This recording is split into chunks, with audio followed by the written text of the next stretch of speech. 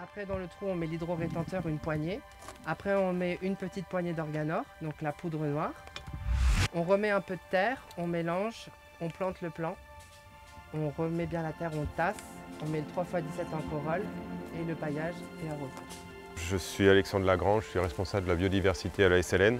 Donc on travaille principalement sur les problématiques de revégétalisation des sites miniers et puis de travaux sur la sauvegarde des espèces rares et menacées qui sont impactées par l'exploitation. Alors aujourd'hui, l'exploitation minière engendre du défrichement.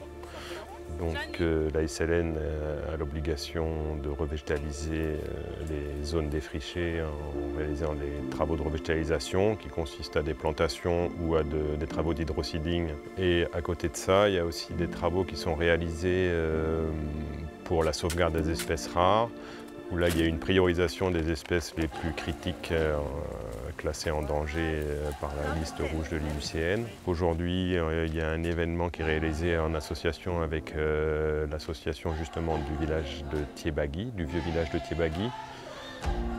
Donc il y a une convention qui a déjà été signée en 2019 entre la SLN et l'association du vieux village qui consiste justement à faire des actions en faveur de la biodiversité et principalement des plantations de ces espèces rares sur le périmètre du vieux village.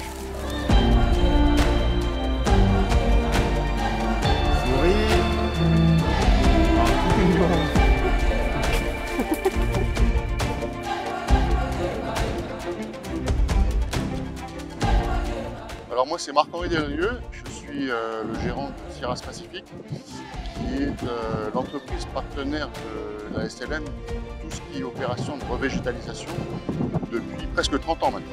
Alors là on est aujourd'hui sur le massif de Poum et on attaque aujourd'hui une opération de revégétalisation avec la technique qu'on appelle de l'hydroseeding ou semi-hydraulique.